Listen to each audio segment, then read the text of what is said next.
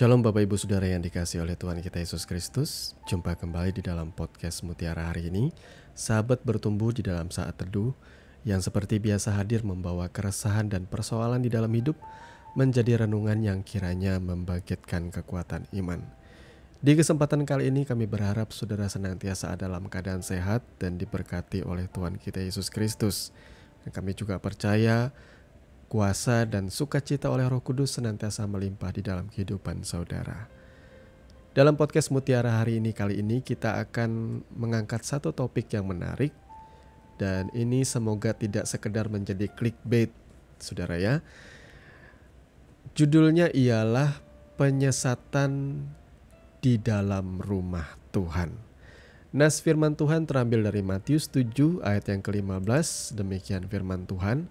Waspadalah terhadap nabi-nabi palsu yang datang kepadamu dengan menyamar seperti domba, tetapi sesungguhnya mereka adalah serigala yang buas. Amin untuk kebenaran firman Tuhan. Saudaraku yang dikasihi oleh Yesus Kristus, ada begitu banyak nas firman tentang penyesatan, tetapi saya memilih ayat ucapan dari Tuhan Yesus sendiri di dalam Matius 7 ayat 15 ya. Bahwa akan ada nabi-nabi palsu yang datang kepadamu menyamar seperti domba. Makanya ada istilah serigala berbulu domba, saudara ya. Mereka menyamar seperti domba. Dan makna dari penyesatan itu sendiri sudah jelas ya. Yang disebut penyesatan itu ialah orang yang meniru sesuatu yang asli atau orisinil. Tetapi sebenarnya itu tidak asli. Tetapi dibuat mirip seolah-olah itu asli. Orang bisa saja mengaku bahwa ia adalah nabi yang asli. Tetapi sebenarnya ia bukanlah nabi yang sejati. Ia hanya dimirip-miripin. Itu sudah pernah saya bahas sebelumnya di dalam beberapa renungan di channel ini, saudara-saudara ya. Bahwa penyesatan itu kalau terang-terangan tidak bisa dibilang sebagai penyesatannya. Apalagi yang sudah jelas-jelas berbeda seperti itu ya. Beberapa waktu kemarin, tepat sekitar tahun lalu ya, 2 tahun terakhir kemarin ya, ada muncul satu aliran yang menyatakan dirinya Kristen dan mereka juga memiliki kitab yang berbeda. Yang diakui bahwa ternyata kitab ini ditulis oleh seorang perempuan yang mengaku bahwa ia adalah Yesus yang berinkarnasi atau datang kembali dalam rupa seorang wanita. Dan wanita ini kemudian menulis kitab suci. Nah, kalau hal yang seperti ini tuh terang-terangan sudah salah, sudah jelas sesat, kita nggak bisa bilang bahwa ini sesuatu yang bisa menipu kita. Karena ada begitu banyak nas-nas firman Tuhan yang memang menentang keberadaan dari Yesus wanita ini. Seorang yang mengaku bahwa ia adalah Mesias. Tapi kalau kita bicara penyesatan, itu banyak kali terjadi hari ini tanpa kita sadari bahwa itu adalah penyesatan. Makanya disebutkan serigala itu menyamar seperti domba. Di mana mereka begitu mirip sekali sampai akhirnya kita sukar membedakan. Sama halnya dalam kehidupan sehari-hari, kita sukar membedakan mana uang asli dengan uang palsu, bukan? Kalau kita tidak diberikan edukasi mengenai perbedaannya, kita banyak kali pasti akan tertipu ketika menerima uang 100.000. Secara kasat mata kita lihat print-printannya bagus. Kita anggap bahwa itu memang uang 100.000. Padahal kalau kita perhatikan sungguh-sungguh, seperti juga pengalaman saya pernah diberikan uang 100.000 kebetulan dari istri saya yang bekerja di dunia perbankan. Ketika saya lihat, sulit saya membedakan ya, sampai akhirnya saya banding-bandingin dengan yang asli. Di situ mulai terasa perbedaannya antara kertas uang yang asli sama uang yang palsu itu berbeda. Print-printan boleh sama, print-printan boleh sama bagusnya, tetapi kalau kita sentuh, kita pegang, ditambah lagi kita terawang guys ya, Terlihat sekali perbedaannya, sangat amat jelas. Nah, seperti itulah kepalsuan yang dimulai dari rumah Tuhan. Maaf, saya tidak bermaksud untuk lagi-lagi menimbulkan kekisruhan di dalam tubuh gereja Tuhan. Tetapi biarlah semua apa yang saya sampaikan ini menjadi suatu bahan pertimbangan yang membuat kita bisa waspada, berjaga-jaga senantiasa. Bukankah Yesus juga mengajarkan kita untuk berjaga-jaga? Kemudian juga bukankah nas firman Tuhan juga mengajarkan kita bahwa kita mesti menguji setiap roh? Janganlah percaya akan setiap roh, tetapi ujilah roh-roh itu apakah mereka berasal dari Allah atau tidak. Maksudnya kita juga harus menguji setiap pengajaran-pengajaran. Benarkah itu sesuai dan seturut dengan nafas dari kitab suci kita? Ataukah ada agenda-agenda pribadi dari, maaf kata, oknum-oknum pastor atau pendeta yang memiliki tujuan-tujuan tertentu, saudara ya?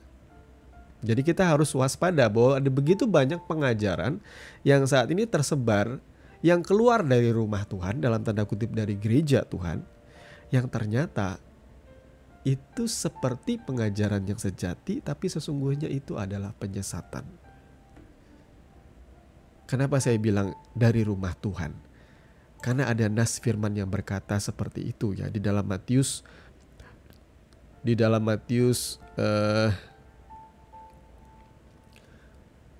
21 ayat 12-17 itu mencatat tentang kemarahan Yesus ketika ia mendapati bait Allah dipakai sebagai bagian dari pasar. Bukan saja penjual dan pembeli ya, tetapi ada pula meja-meja penukar uang atau money changer di sana. Sehingga Yesus marah, kemudian ia menjungkir balikan meja-meja itu dan bangku para pedagang di sana sambil berkata, "Aku berkata kepada mereka, ada tertulis, rumahku akan disebut rumah doa, tetapi kamu menjadikannya sarang penyamun." Saudara perhatikan di sini, rumahku. Itu sebabnya kenapa judul dari renungan ini penyesatan di dalam rumah Tuhan. Karena ini juga adalah sebuah perwakilan dari nas firman Tuhan di dalam Matius 21 ayat 12-17 tadi. Yesus berkata bahwa rumahku akan disebut rumah doa, bait suci tadi ya, bait Allah ini. Tetapi kamu menjadikannya sarang penyamun. Sarang penyamun, maknanya apa? Artinya orang-orang yang di dalamnya itu Tuhan pandang sebagai penyamun. Kalau dalam bahasa sekarang itu perampok atau begal. Orang-orang yang mempergunakan pelayanan, tetapi di balik semua itu mereka sedang mencari keuntungan bagi diri mereka sendiri. Itu yang saya sebut dengan agenda pribadi dari oknum-oknum rohaniwan ya. Rumahku harusnya disebut rumah doa. Artinya kita datang ke rumah Tuhan, beribadah, berbakti, seharusnya motivasi kita sungguh tulus, semata karena ingin bersekutu, mencari wajah Tuhan, mendengarkan firman-Nya. Sekiranya ada teguran yang datang dari Tuhan kepada kita untuk mengubah kita, untuk memberikan kita hikmat dan pengertian, itu adalah motif yang benar. Sementara motif yang tidak benar ialah kita datang ke gereja untuk mencari sesuatu dari Tuhan, berharap keuntungan. Lebih-lebih kalau yang menjadikan pelayanan itu sama seperti franchise atau sebuah usaha yang terselubung. Apa bedanya dengan kemarahan Tuhan di sini? Rumahku harusnya disebut rumah doa, tetapi kamu menjadikannya sarang penyamun. Ya, ada banyak penyesatan yang dicatat oleh sejarah yang dilakukan di dalam rumah Tuhan, dimulai dari gereja Tuhan. Sebutkan saudara, begitu banyak penyesatan dimulai dari perjanjian baru ketika Yesus melaksanakan atau menyelesaikan pekerjaannya di bumi ini. Dia melihat ada begitu banyak kesalahan-kesalahan yang dilakukan oleh para imam-imam, bahwa ternyata fokus mereka tuh lebih kepada keindahan bait suci, bait Allah. Sehingga Yesus berkata bahwa bangunan yang indah ini suatu saat akan dihancurkan, akan diruntuhkan. Dia katakan, karena banyak kali fokus orang hanya ke situ. Fokus orang hanya kepada kesejahteraan. Imam yang cenderung hidup seperti raja-raja. Dan itu terjadi juga di abad pertengahan. Terjadi di zamannya Martin Luther. Bahwa Imam-imam berperilaku seperti bangsawan dan mereka menikmati hidup layaknya pesta pora dan ada begitu banyak hawa nafsu di dalamnya. Termasuk juga penyesatan di mana ini dicatat sejarah munculnya ide untuk membuat sebuah surat pengampunan dosa. Jadi kalau jemaat pengen diampuni dosanya, silahkan menebus surat itu dengan uang, lalu dosa kalian diampuni. Itu adalah contoh-contoh penyesatan yang dilakukan oleh gereja oleh karena jemaat tidak mengerti. Perlu saudara garis bawahi ya, bahwa di masa itu orang tidak boleh sembarangan memegang kitab suci.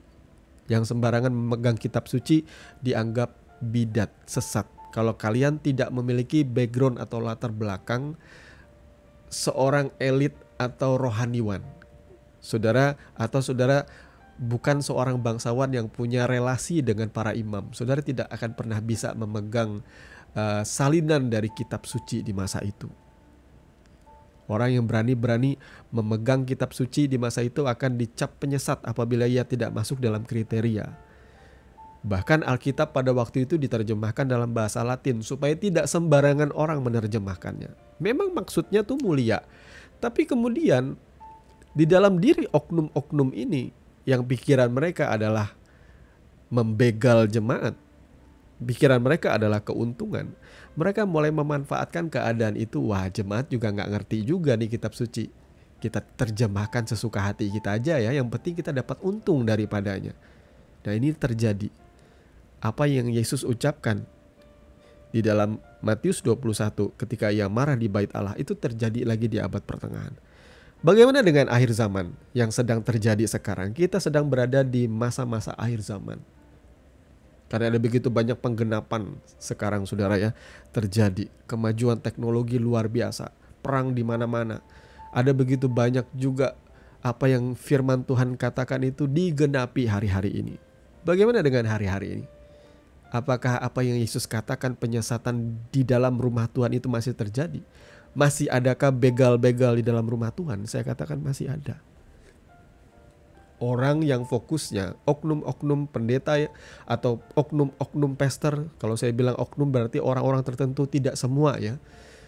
Yang pikirannya hanya cuan, uang. Sehingga khotbahnya 80-90% membahas tentang uang, tabur, persepuluhan, buah sulung. Inilah yang terjadi dalam gereja Tuhan hari-hari ini saudaraku ya. Saya ada mengenal beberapa keluarga yang dituntut untuk taat melakukan persepuluhan, membayar ini itu, kewajiban mereka, komitmen yang dituntut oleh pemimpinnya. Karena mereka takut ketika pemimpinnya ini mengajar, kalau kalian tidak memberi persepuluhan, kalau kalian tidak memberi yang terbaik bagi gereja, kalian akan tertimpa ini, kalian akan tertimpa masalah ini, kalian akan mengalami sakit ini. Dia lalu memaparkan contoh-contohnya. Ini orang pernah terjadi seperti ini karena tidak setia perpuluhan. Ini orang pernah terjadi seperti ini karena tidak mengambil bagian untuk membantu gereja. Ini orang akan terjadi seperti ini, mengalami sakit yang hebat karena ini. Saya katakan semuanya itu adalah motif-motif begal. Mereka menggunakan ancaman-ancaman supaya saudara mengeluarkan uang bagi gereja. Sehingga akhirnya yang saya dapati ialah ada banyak jemaat yang kerja mati-matian, tapi mereka tidak menikmati semua itu. Semua uang mereka lari kepada pendeta, oknum-oknum pendeta dan pastor ini. Justru oknum-oknum pendeta atau pastor ini memamerkan kehidupan mereka mewah. Di Instagram mereka pamer jalan-jalan, mereka pamer makan enak, mereka pamer memiliki brand-brand baju atau outfit yang mahal, mereka pamer pakai handphone terbaru kelas flagship. Sementara jemaatnya yang kerja banting tulang, pinjam uang ke sana kemari untuk mencukupkan kebutuhan hidup, untuk mencukupkan keperluan sehari-hari. Bagi saya ini adalah sebuah ironi, ini adalah penyesatan. Saya mau katakan saudara, saya sudah tidak membayar persepuluhan lagi semenjak kurang lebih 3-4 tahun terakhir ini. Dan apa yang terjadi? Apakah berkat saya ditahan oleh Tuhan? Apakah tikap-tikap langit tidak terbuka? Semuanya itu hanyalah nonsen, kebohongan belaka. Tuhan tetap memberkati rumah tangga kami, bahkan lebih daripada yang bisa kami dapatkan ketika kami membayar persepuluhan. Maaf kata, saya harus katakan ini. Saya juga tidak ingin meracuni pikiran saudara. Kalau saudara ingin memberikan persembahan buat rumah Tuhan atau buat gereja, silahkan lakukan itu dengan tulus tanpa mengharapkan ada embel-embel mendapatkan feedback, dikasih kembali, dapat 30, 60, 100 kali lipat. Jangan. Lebih baik saudara perhatikan orang di rumahmu. Apakah mereka sudah dibahagiakan? Perhatikan anak istrimu. Apakah mereka pernah diajak jalan-jalan? Apakah mereka pernah diajak makan di restoran yang fine dining, di mana kalian bisa makan enak di sana? Apakah kalian sudah bisa memenuhi kebutuhan anakmu sekolah, mencukupi keinginannya untuk membeli mainan atau membeli pakaian yang bagus? Kalau semuanya itu terpenuhi, saudaraku, baru engkau mulai memberikan persembahanmu ke gereja.